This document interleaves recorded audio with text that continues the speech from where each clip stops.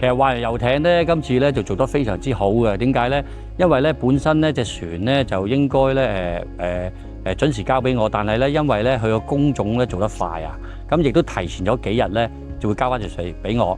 咁亦都因為原因咧，就叫我上嚟咧就參觀多一次，睇下有冇啲咩問題啊，各樣發生。咁所以我今日到達嚟呢度咧就睇一睇。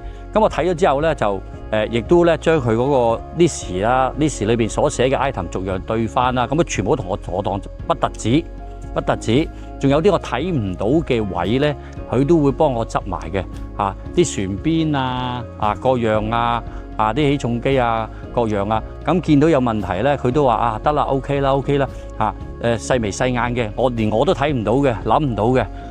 竟然佢哋都睇到，就全部執漏。咁同呢度咧，阿胡總講咧，阿胡總咧亦都全盤妥當咧，就全部同我搞掂晒。咁價錢嗰方面咧，亦都係輕輕咁樣啦，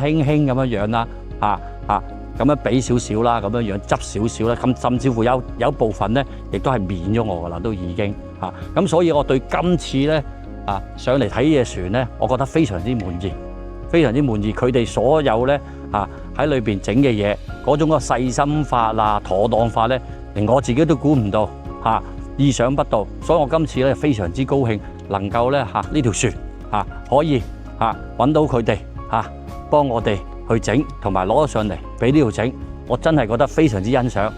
如果有人要問我邊度嘅，我一定會將佢哋嘅聯絡電話交俾佢哋等佢哋聯絡佢哋上嚟呢度整。真係就可以講一次，非常之好，非常之高興，非常之開心，非常之滿意